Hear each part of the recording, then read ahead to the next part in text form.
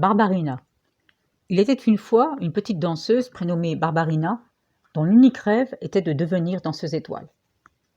Dans le conservatoire de sa ville, non loin de Paris, elle pratiquait la danse classique depuis déjà 7 années. Son professeur, qui l'avait eue comme élève depuis ses débuts, la complimentait sans cesse, car elle ne ménageait pas ses efforts. Elle recommençait à l'infini si un exercice ou un mouvement compliqué lui échappait. Elle était très dure avec elle-même. Seule la perfection la satisfaisait. Sa persévérance et son travail acharné lui permirent de gravir tous les échelons que l'on appelle degrés dans le jargon de la danse. Et c'est tout naturellement qu'elle fut admise à l'Opéra de Paris en tant que petit rat de l'opéra. Tous ses professeurs, à l'unisson, ne faisaient que des éloges à son égard. Barbarina respirait danse, rêvait danse. Seul cet univers lui importait. Entre chats, pliés, battements, échappées, pas chassés, cabrioles étaient ses compagnons de route. Un vendredi soir, le jour où elle rentrait chez ses parents, elle aperçut une femme d'un certain âge qui se tenait appuyée contre un mur et semblait souffrante. Aussitôt, elle voulut lui porter secours.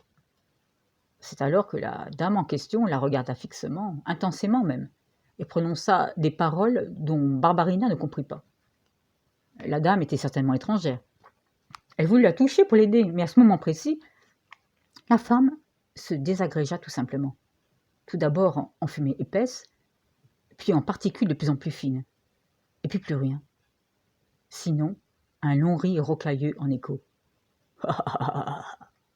Alors Barbarina comprit. Il ne s'agissait nullement d'une étrangère qui parlait une langue inconnue, mais bel et bien une sorcière. Les paroles prononcées n'étaient en fait qu'une incantation pour jeter un sort. Abattue, dépitée, Barbarina ne voulut pas inquiéter sa famille et se tut sur l'incident dont elle avait été victime. Ses parents la trouvèrent un brin bizarre, absente, mais mirent cela sur le compte de la fatigue et de la pression exercée à l'opéra. 3 semaines passèrent sans problème à l'horizon. Quel sortilège avait jeté cette vilaine sorcière? Mais une nuit, Barbarina se sentit faible, toute remuée dans son corps et dans ses membres. Ses orteils frémirent, ses oreilles bourdonnèrent, des picotements l'envahirent. Qu'avait-elle donc enfin? Elle n'eut même pas le temps de réfléchir et s'évanouit. Quand elle se réveilla, elle n'en croyait pas ses yeux. Où était-elle passée, Barbarina? Des palmes remplaçaient ses pieds, un plumage rose, un long cou et souple, et un bec. Non, ce n'était pas possible. Barbarina s'était métamorphosée en flamant rose. Elle se regarda dans le miroir et fondit en larmes. Elle remarqua que la lune était entière et devina que ce n'était pas un hasard.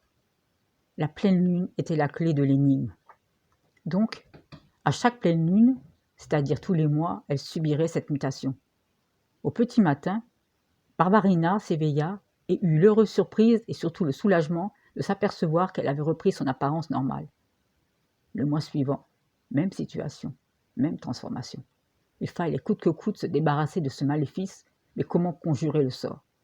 Elle consulta alors un guérisseur qui lui prescrit un tas de petites choses à prévoir et à utiliser à un moment précis. Une bougie noire, de l'encens, un chiffon noir pour la fabrication d'une poupée et pour finir, des mauvaises herbes.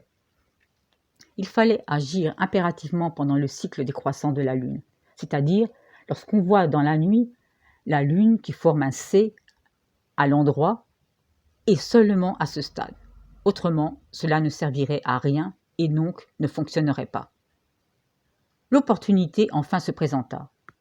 Barbarina avait tout préparé depuis le matin sur son bureau. Elle fabriqua en hâte une poupée de chiffon avec le tissu noir et la bourra de mauvaises herbes à l'emplacement du cœur et récita l'incantation que lui avait apprise le guérisseur. Maintenant, il fallait attendre. Le mauvais sort devait, si tout se déroulait comme prévu, se retourner contre la sorcière.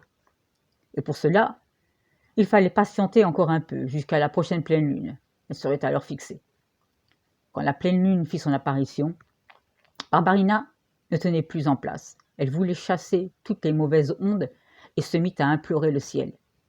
Les heures passèrent. Barbarina éprouvait maintenant de la peur. Elle se voyait lors d'un ballet se réfugier dans les coulisses avant de devenir flamant rose. Horrible, la fin de sa vie.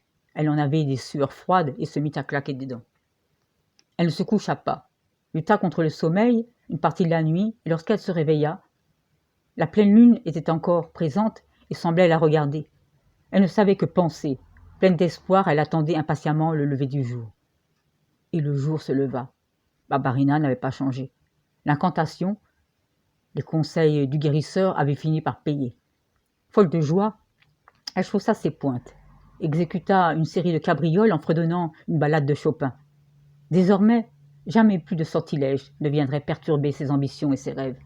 Un flamant rose se baignait dans un marais dans le sud de la France, probablement en Camargue. C'est ici qu'avait élu domicile notre satanée sorcière. Quelques années plus tard, Barbarina, devenue première danseuse étoile, interpréta, avec grâce, le fabuleux ballet Le Lac des Cygnes que chaque danseuse rêve en secret d'interpréter.